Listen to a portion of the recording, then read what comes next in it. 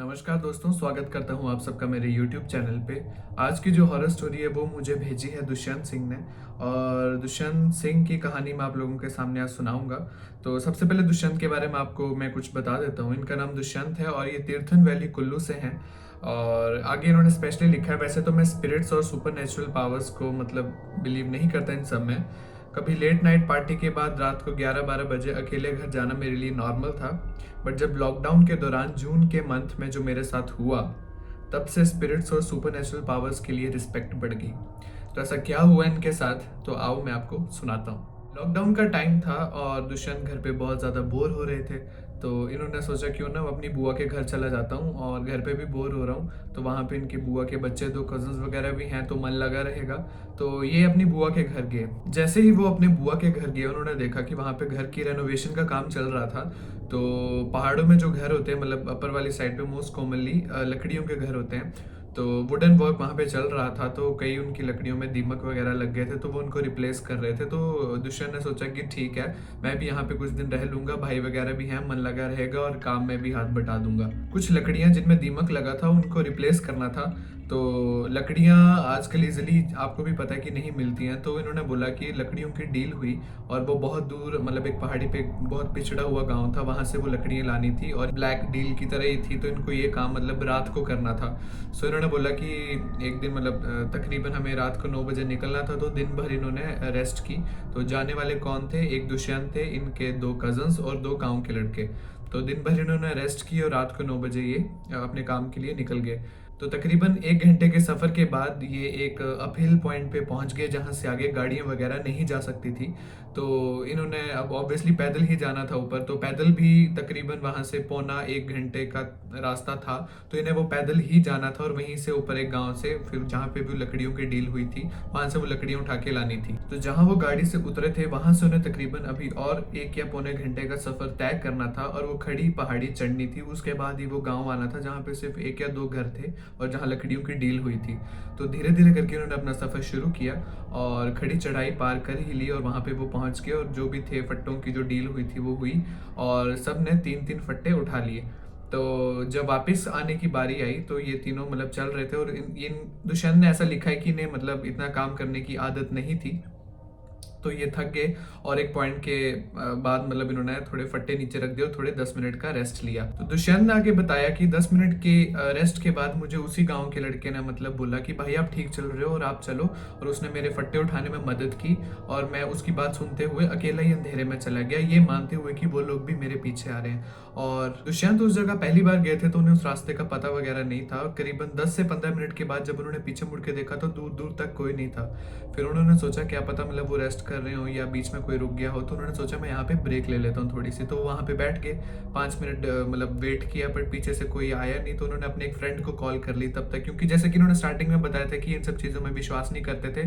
तो इन्होंने मतलब ज़्यादा ध्यान भी नहीं दिया, और उन्होंने अपने फ्रेंड को एक कॉल लगाई और गप्पे गुप्पे मारी। रात के तकरीबन पौने 12 बज रहे थे, और जब इन्होंने पीछे मुड़ के देखा दूर दूर तक कोई नहीं था, तब ये थोड़े घबरा भी गए। और इन्होंने अपनी फ्लैश लाइट ऑन की, तो घना जंगल और वहाँ पे एक फॉगी लेयर मतलब थी।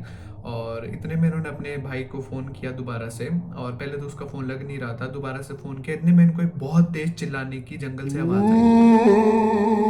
तो पहले इन्होंने मतलब यही सोचा कि ये जानवर है, क्योंकि ये तो मानते थे नहीं इन सब चीज़ों को। तो इन्होंने इस चीज़ को इग्नोर किया कि मतलब ये जानवर ही है, कोई ऐसा वैसा कुछ नहीं है।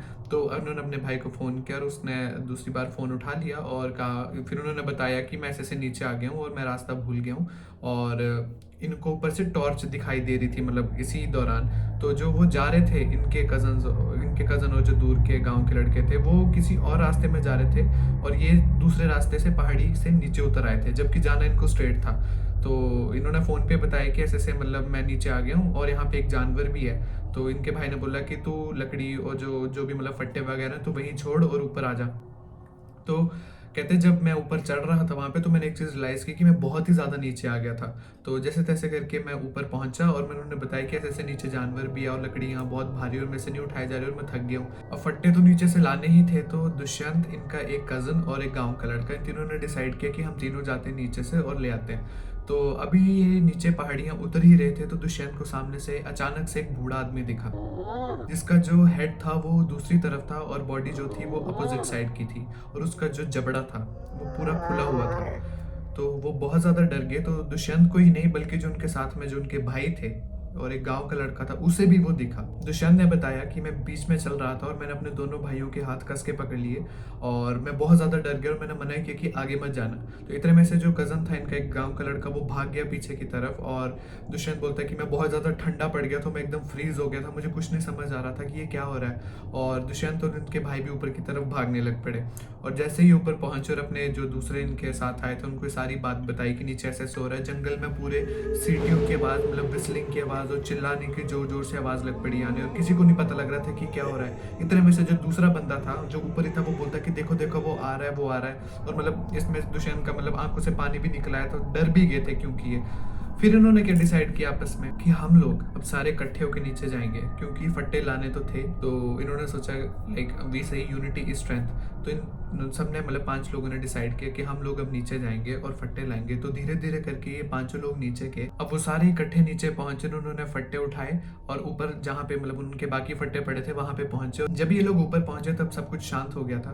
तो बारी बारी से मतलब दोबारा इन्होंने एक दूसरे को फट्टे उठवाए और ये अपने रास्ते की तरफ चल पड़े। तो कहते हैं जैसे हम चले तो किसी के पीछे से चलने की आवाज़ आ रही थी, और जैसे जैसे ही आगे बढ़ रहे थे और आवाज़ बहुत तेज़ हो रही थी। तो ऑब्वियसली वही इंसान था बूढ़ा जो इनको मतलब नीचे दिखा था। तो इन्होंने इग्नोर किया और जैसे तैसे करके फटाफट ही अपनी मतलब कार की तरफ वहाँ पे पहुँचे और मतलब सब हो गया जो भी था और ये घर पहुँच गए। तो जब ये लोग घर पहुंचे तो गांव का जो साथ वाला एक और लड़का था जो कि मतलब ऊपर ही था, तो उसने बताया कि आप जिस मतलब जगह पे आप नीचे चले गए थे वो गांव का शमशान घाट है। और क्योंकि दुष्यंत को तो रास्ता पता नहीं था, वो अपने हिसाब से मतलब ठीक जा रहा था और वो नीचे पहाड़ी उतर गए थे। तो उस हिसाब से मतलब उन्होंने मतलब जो गाँव का लड़का था उसने बताया कि वो शमशान घाट है, और शमशान घाट में मतलब लकड़ियाँ लेके कब जाते हैं, जब किसी को मतलब जलाना वगैरह होता है। तो कहते हैं आप लकड़ियाँ लेके नीचे पहुँच गए थे, तो मे बी आपको इसलिए वो चीज़ आपकी तरफ मतलब अट्रैक्ट हुई, आपको मतलब छलावा हो रहा था आपके साथ या छलेटा, मतलब जो भी वो चीज़ करने की कोशिश कर रही थी। तो फिर उन्होंने ये भी बताया कि गांव में 3-4 दिन पहले एक बुजुर्ग दादू की भी डेथ हुई है, तो हो सकता है कि आपको वही दिखे हो। और अब पता नहीं कि वो मतलब अच्छी स्पिरिट थी एक तरह से कि बुरी स्पिरिट थी कि वो कर रहे थे वॉर्न कि तुम लोग यहाँ से चले जाओ, यहाँ पे खतरा है, या मतलब पता नहीं क्या था। तो मतलब इतनी सी कहानी इन्होंने लिखी हुई है कि ऐसा ऐसा हुआ। और लास्ट में इन्होंने लिखा हुआ है कि पहले मैं इन सब चीज़ों पे विश्वास नहीं करता था, बट जब मेरे साथ हुआ तो अब करने लगा हूँ। आज भी जब ये स्टोरी किसी के साथ शेयर करता हूँ तो वही बूढ़ा इंसान सामने दिख जाता है। जो उनके साथ आई कांटेक्ट करके फील हुआ था वो इतना अच्छा था कि मैं कभी उसे भूल नहीं पाऊंगा। और गूज बम्प्स मुझे क्या, वो तो सबको आ जाते हैं जब ये स्टोरी सुनाता हूँ। तो ये आगे इन्होंने लिखा है, and I started writing at 2:15 AM। अब 3 बज रहे हैं। ह्यूमन बॉडी में भी एक एनर्जी है जो कि शायद डेथ के बाद किसी और चीज़ की फॉर्म ले लेती है और हमें अपनी एग्जिस्टेंस दिखाती है। Well I also agree with this. Take care buddy, I love to hear this story in your voice, love you videos. So ये थी दुष्यंत की कहानी। तो आप लोगों को क्या लगता है और आप लोगों को कैसी ये कहानी लगी ज़रूर कमेंट सेक्शन में बताएं। जल्दी हाजिर होऊंगा नेक्स्ट स्टोरी के साथ। Take care, bye bye.